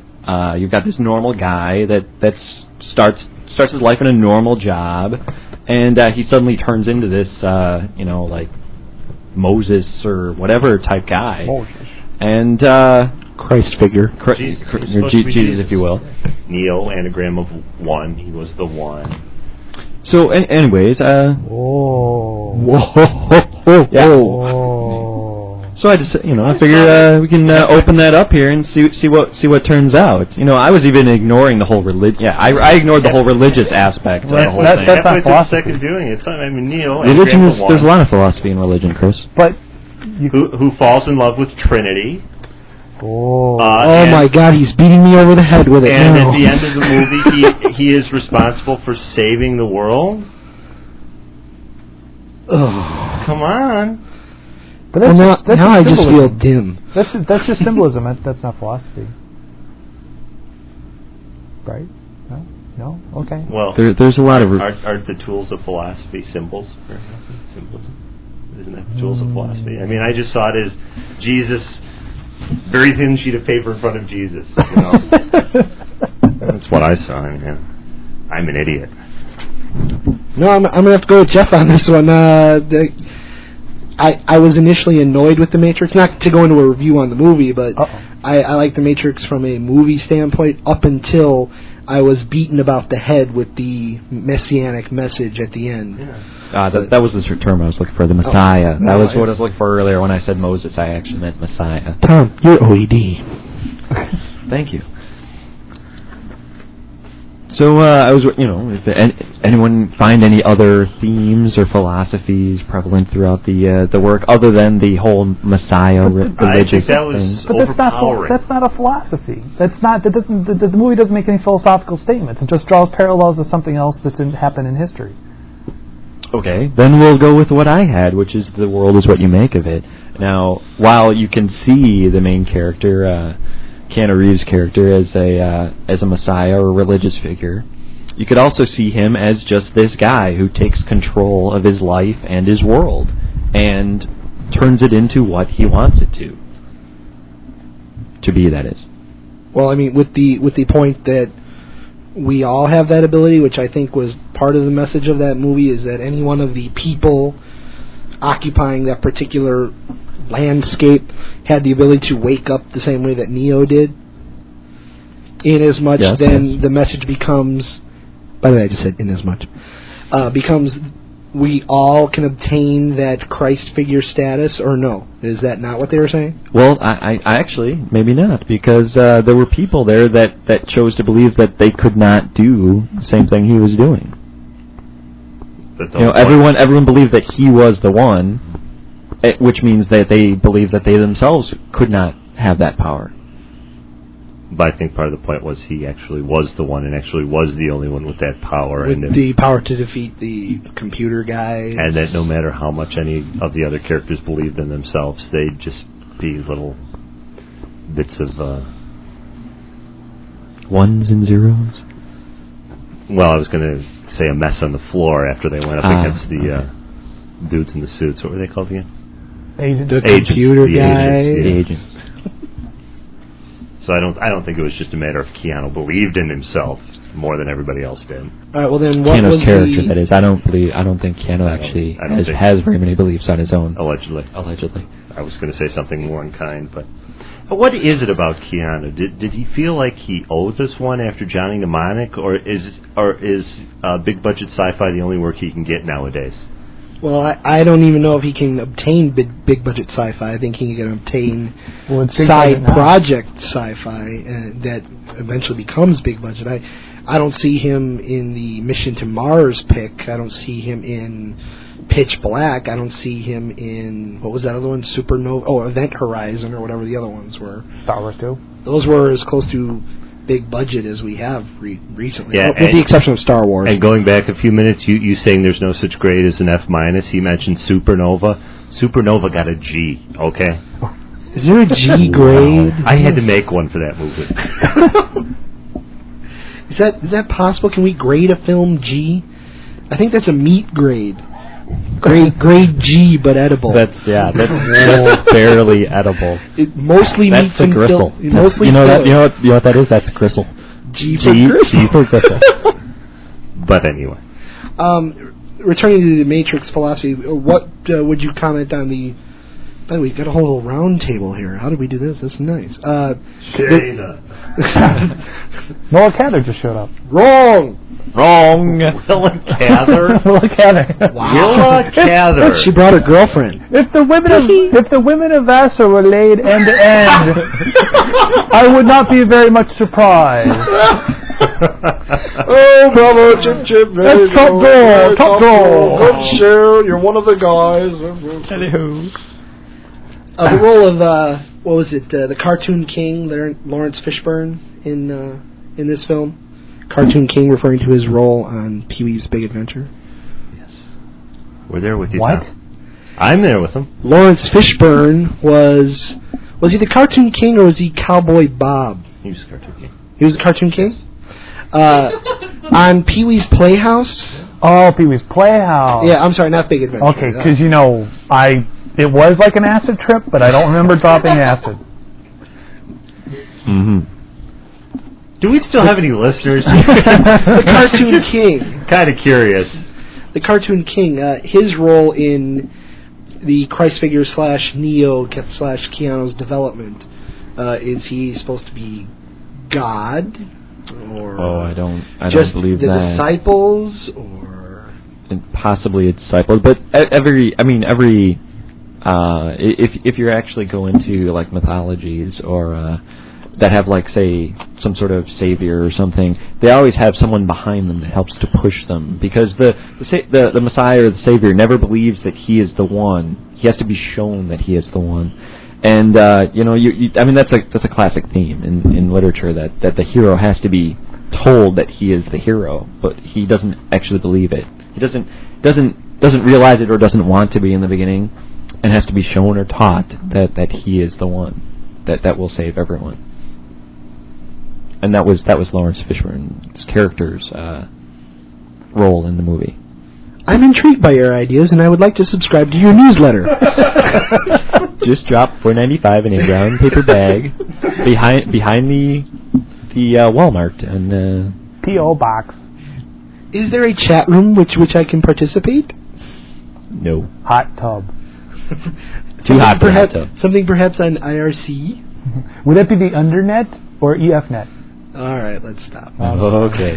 Geek alert. Geek alert. Geek alert. It just devolved. Speaking of the internet, we had mentioned having a chat room for people during the show, or is that going to happen? All 2 listeners? Hey! We were? Chris said something about it a couple weeks ago. I don't know. But yeah, I decided not to use that software. It was buggy. Which means it didn't work very well. Yes. If Chris had said, it's not so good, or it might take a little to make it work, it means, it's okay, but if he says it's buggy, it means it's not very good. Or it doesn't work. Way to go, Dicklick. Way to go. Speaking of buggy software, Chris, you got anywhere to go from there? Yes, I do. I'm sorry, were you done with that? I think we pretty well beautiful discussed that. Really obvious segue to. But I don't believe you could talk about philosophy unless you bring up the fact that I believe it was Foucault who came up with the first theories about how prison systems really work. And if you really wanted to design the optimal prison, you put the guard tower in the center and put all the cells going around the guard tower so that all the inmates think that they're being watched all the time. No, I mean it. Really, you suck. You really do. But there's parallels between them anyway. Anywho. He's also the same guy who thought all the chairs in a classroom should be bolted to the floor so that you have to pay attention because they can only face one way. But anyway. Insightful. Yeah. He's really deep, man. He's really deep, man. Anyway, speaking of buggy. Do we have a car crash drop yet? No, I don't. You know what? I saved all those. Yeah, or maybe a screeching halt. Sort of plane crash. You know what? The sound clip from last week's show, Jeff saying, "This show is an exercise." Screeching halts, false starts. Chris, what do you got for us over there? Windows 2000. Oh. Geek alert. The tech report. Do we want to separate this somehow? No, you just go. You go. Yeah, just go with it. You go with this.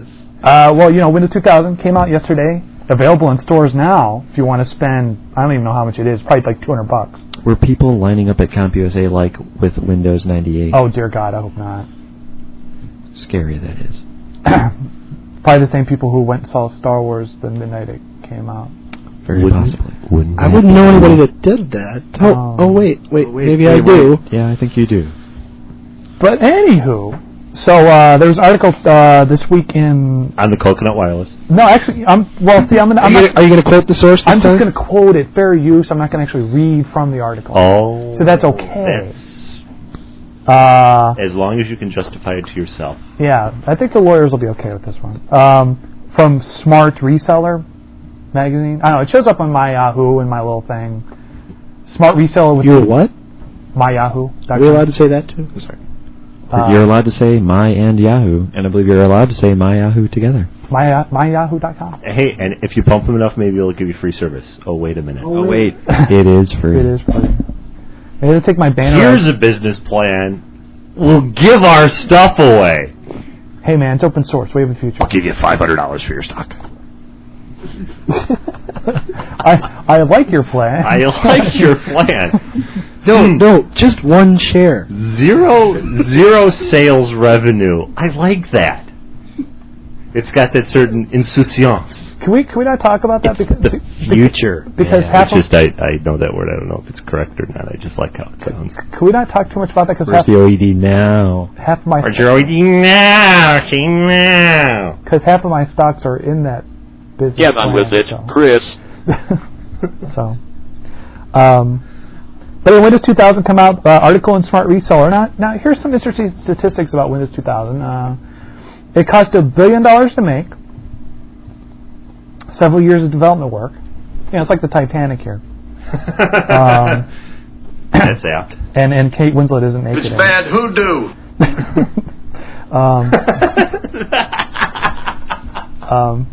But don't ask me how that happened. Was that in Oops? Kismet?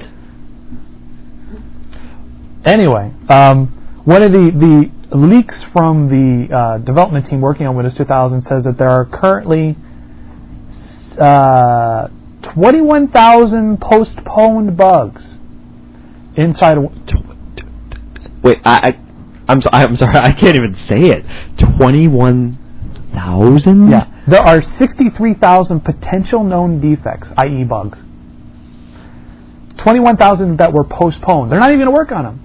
This is too wacky. This is too crazy. We can't work on this in time. We've had how many years now and $1 billion to spend on it? And we're just going to release it. Now that's quality software. That's quality software. And then there are 65,000 potential issues that could emerge as problems. Potential. The lawyers like to call those lawsuits. Yeah. Yeah. And Microsoft is estimating that 28,000 of those potential issues are probably likely to be, quote unquote, real problems. Now, would any of them have to do with the security of the operating system? Sure, yeah. I'm sure that they will probably, somebody will find it out eventually, like Internet Explorer, all that other fun stuff. We'll throw some JavaScript at it. We'll throw it through the tools. All right, then. So, basically... Did you see that little glow of pride there when he said, yeah, we'll run it through the tools? We'll run it through the tools. Did you just wet him? You wet him, didn't you? Hello. I think Chris is talking about another tool. The final frontier, if you will. Girls? Yes, for you. So basically, Windows 2000, very buggy, coming out of the box. Jesus, Bill Gates is not fit to advise my pool cleaning guy. So they got that going for them. They released it this week, and it's, okay, I guess the actual numbers here. 500 person years. I don't even know what a person year is anymore, but a lot of money. I can throw an HR at you for that. Person year is that many man hours made up to be a year. It was too large to put together in man hours. They decided to make it person years. Yeah.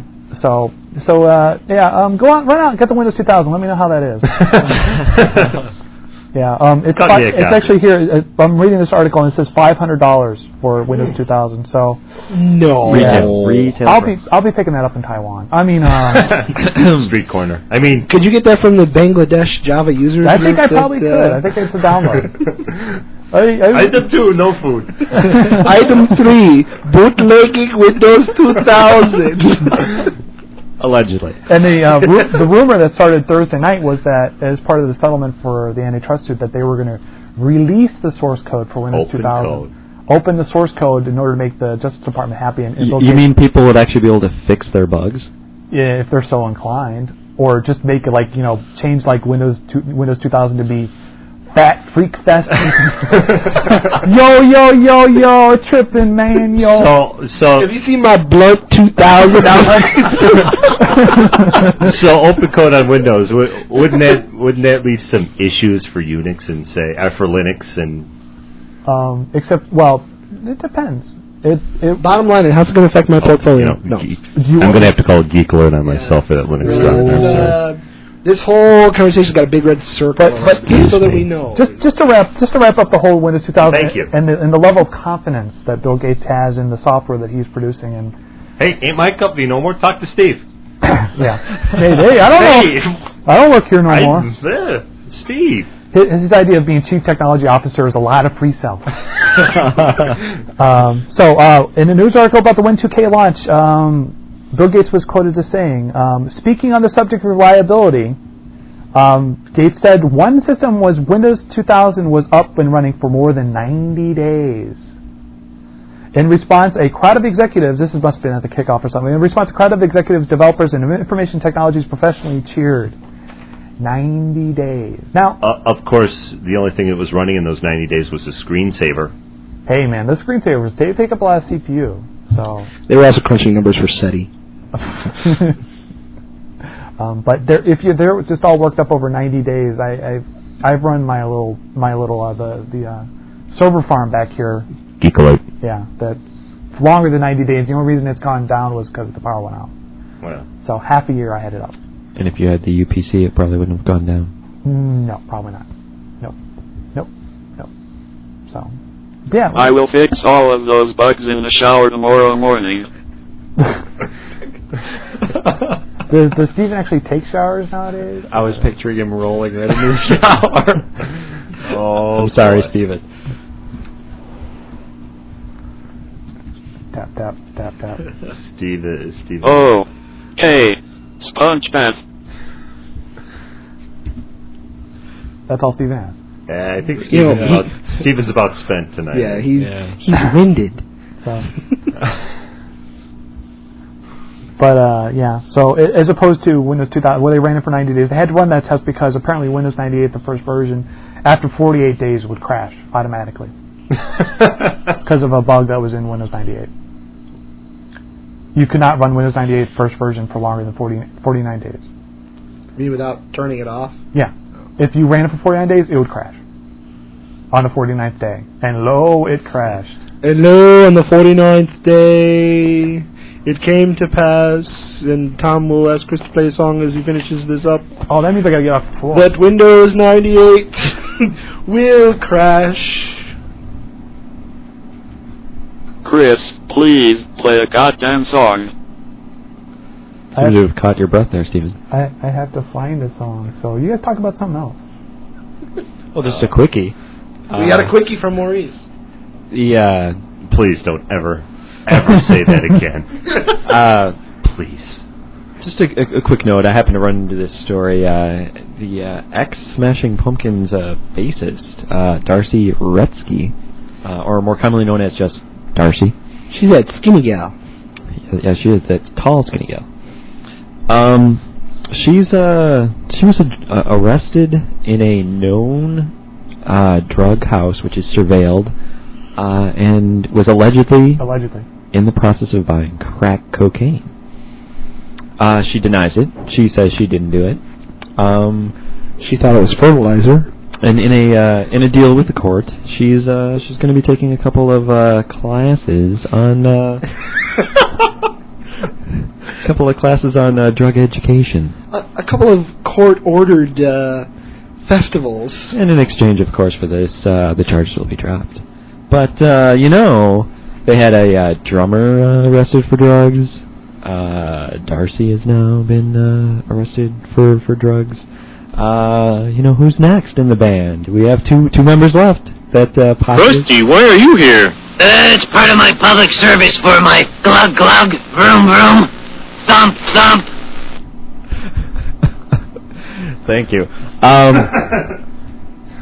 Yeah. So who may possibly be next in the band to show up with the drugs, allegedly? You're hoping for Mr. Corrigan, aren't you? You got kind of a hard-on about Billy Corrigan, don't you? About putting him down? Yeah. Yeah. I actually not for him, about him. Well, that's a different story. He's supposed to be this great man adored by all his fans, and I was a fan of his once, and I met him one day, and he wasn't so adorable. Wasn't really so adorable that day. Should we save that for next week? Should we pencil that in for next week? Nah, it's not really a story. It's just I did meet the man, and I didn't really find him that adorable. He wasn't cute. Oh, no. You didn't want to schedule couple time? No. I mean, he wasn't so much hostile as just rude. Not a spooner?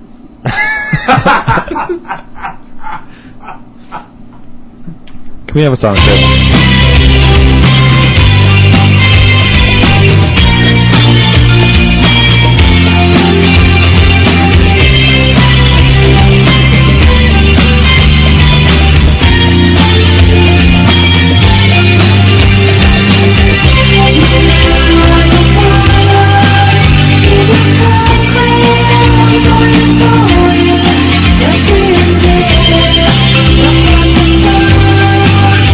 Thank you.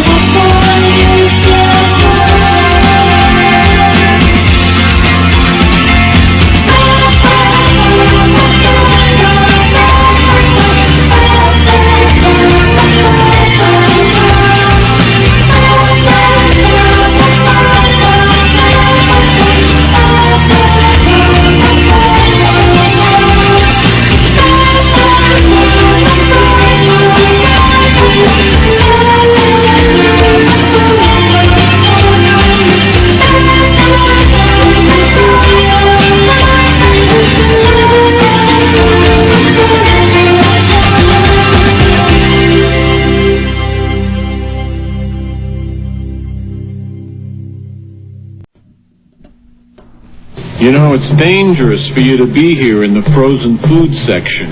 Why, thanks. Because you could melt all this stuff. I love that film. I know. Which film is that? My Blue My Heaven. Blue Heaven. Oh, all right. A much despised Steve Martin flick in Steve Martin circles, but I love that film. Oh, it was a great film. I was watching Bowfinger last year, and I realized that he hasn't put out a movie I liked since My Blue Heaven, and that's like 10 years. Where did L.A. Story fall in there? I've never seen L.A. Father of the Bride? You've never seen L.A. I've Story? never seen L.A. Story. All right, you know what? Again, I'm going to throw out a recommendation. L.A. Story? Go rent it this week. It's an excellent film. Don't you, Chris, do you have an objection to that? Only movie I've ever walked out of. L.A. Story? No, I did walk out of Bonfire of the Vanities. I walked out of Bruce Willis and Tom Hanks, both of which I have a fan base for. I wanted to walk out of Wild Wild West. You wanted to, but you didn't? I paid my money. What you could leave? Was it like He wanted to hear the Will Smith song over the credits at the end again. Was it like Clockwork Orange there? Why do you have to play? Why do you have to play Beethoven's Fourth? Not the Ludwig van. No. Me and my cello back. Anyway. Kevin Kline's dropping droplets in his eyes. Anyway, it's about that time, kids. It is about that time. It's that we've time managed another 2 hours. Go figure. Filler. Just a side comment. We did have several people ask us, are you guys going to start going to 3 hours? Oh, I don't know. Of course, we leave enough topics hanging every week, so we could, maybe. Perhaps for the blowout show when everybody is freaking here. Perhaps. We'll have to do 4 hours that night just when there's more people here. For those of you listening, there may or may not be more people attending the broadcast as time goes by. And we are accepting people soliciting... let me try again. We're soliciting offers for studio audience members. Especially hot chicks. Girls. That bring beer. That's just a shame, isn't it? Yeah. No one's going to want to show up now. Desperate and lonely. Okay, yeah, all right, a few hot chicks. No, I'm sorry. It's a hot chicks, right? They're not. If you want to come up and watch the show in studio, we've got plenty of couches, lots of floor space. Just don't trip over any of the cords. And my man Chris went all out on the couches. He's got some nice couches. Very nice. I think I haven't had to mess with the board too much. Although I guess I'll listen to the playbook. Maybe I should. Yeah. I haven't had to mess with the board too much. I think next week I'm going to place myself on the couch for the show. How's that going to work? I don't know. I'm going to tape the mic to the ceiling or something. But it'll ruin my stereo speaker wires. Oh my! As attractive as those are. Hey man, the chicks dig the stereo. I'll tell you that much. Theoretically. Stereo. We're broadcasting mono. Damn it! That would have been funnier in stereo. Are we still splitting inputs? Go Mike. We have to. I have a cheap board. Okay, things we didn't do this week that we could do next week. Yeah, cue up last week's show. Yeah. Go through that list. Listen to the last few minutes. No, you know what? You know what? We did do. I'm putting Chris and Jeff's DVD chat to bed. That's done. Yay! Although it could work, because you know what? You guys beat us over the head with it the rest of the year. Then when we really want to hear it, you got nothing to say. Your paper is. You know what? Yeah, my paper's bumping. Mic, It's making an unnatural sound. It's not making paper sound. It's making unnatural sound. That wasn't my paper. That was Jeff. We did not get to Do We Dare Talk About the Election, and I'm comfortable with that. I guess there's your answer. I guess we don't dare. Yeah, at least not for this week. I'm willing to wait until... Well, tomorrow's the big primary in South Carolina, and that's getting interesting. I just have one thing to say about the election. W stands for whiteout. That's all. All right. Allegedly. He will not talk about the years 1971 through 75 for whatever reason. Neither will I, because I was only 4, so I don't remember too much. I have an excuse. We alluded to it, but we did not talk about William freaking Gibson. We could. There's some things we could have alluded to when we talked about the Matrix, but Let's leave that for next week, but it's an issue that we should cover because All Tomorrow's Parties is out, and the upcoming film, and I say that in quotes, film. By the way, get your required reading for next week, the All Tomorrow's Parties. By William freaking Gibson. For the book club next week, Oprah's book list is requiring you guys to read All of Tomorrow's Parties. It's the third in the trilogy, starting with Virtual Light, then Idoru, and then All of Tomorrow's Parties. Okay, pick that up for next week. Thanks. Bye-bye. And then our book club will cover Kryptomicron. I got to page 600 of that book and realized I still have another whole book's worth to go. Oh, no. And then a 900-page book by Neil Stephenson, for those of you listening at home, not quite up on the whole thing. And then we read War and Peace. Which is shorter. Okay. And just a side note, Cryptonomicon is supposed to be the first book in a series. Oh, no. Decology? Oh, my God. Speaking of L. Ron Hubbard. Mission Earth, available. All right, some things we didn't leave hanging from last week, but ideas I brought in this week. Didn't even talk about them. That Fox Marry a Millionaire show is on. I had a soapbox poised for that one, and since they're going to be picking it up, I think I'll save that soapbox for later. So they're doing the whole alien autopsy show it again with more footage thing, aren't they? I think so. They're going to redo the one they had this week. They're cutting it down to an hour. Oh. Just a teaser for that. They want to do the show next time with a rich bachelorette and a bunch of single guys. Sign me up. Good luck finding a horribly rich woman who can't find anyone to marry her. Come over here, baby. Hello, honey. Bachelor number 3. Would you rub my bunion? Bachelor number 4. Do you like ultralights, slims, or 100s? Depends. Am I going to be in the will? This is very important. Bachelor number 4. Oh, I know all about wills. My 4th husband, he left me the billions. This is a very good Muhammad Ali you just did there. That's. I am the greatest. I am the greatest. That's Mildred Ali. Of all time. So we can leave that for next week, if we so choose. David Letterman coming back next week. I didn't get to cream my pants enough about this because Bill Cosby is guest hosting for Dave. And I think this is a format that he can excel in. Only because if any of you were watching late night television in the 70s, I'm only 28 years old. I'm not that old.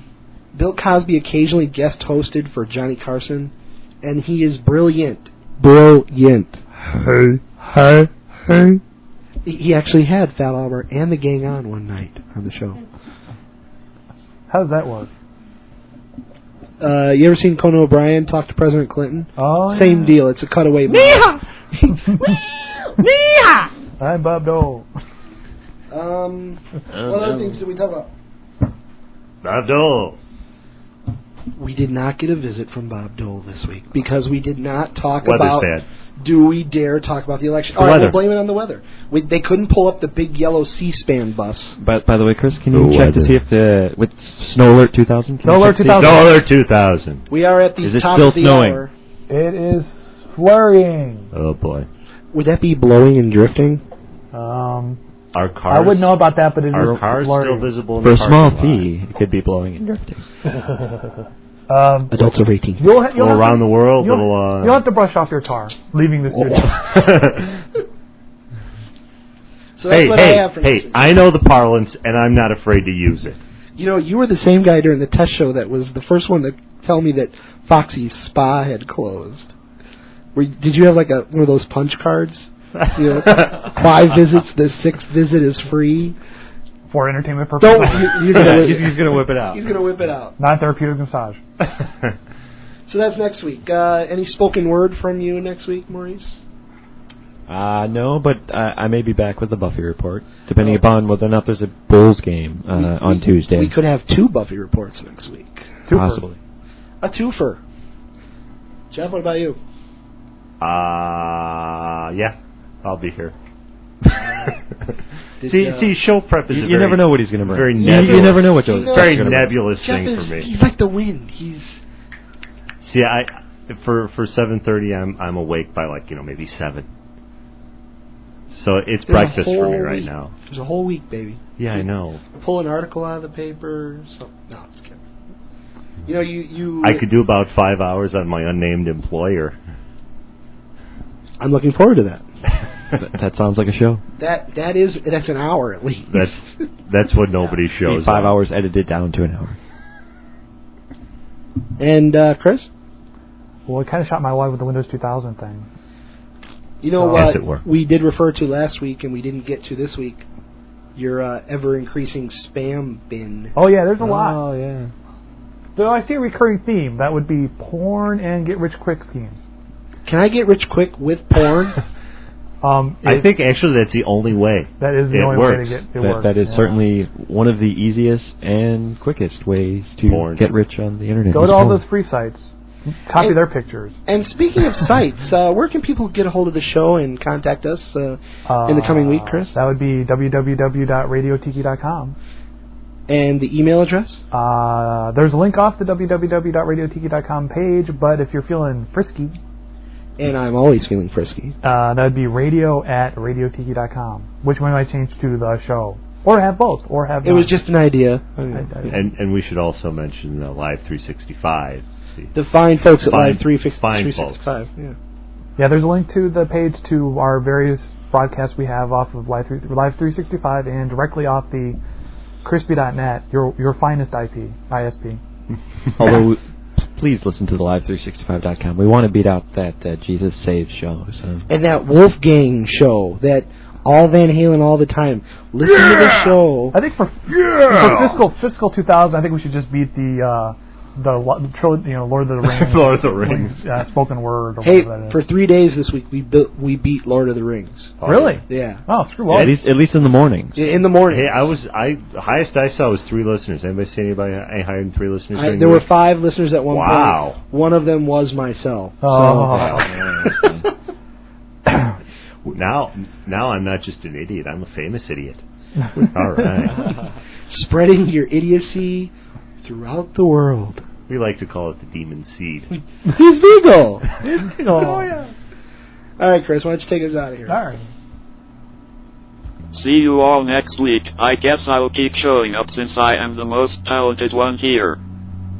Thanks, Steven. Radio Tiki.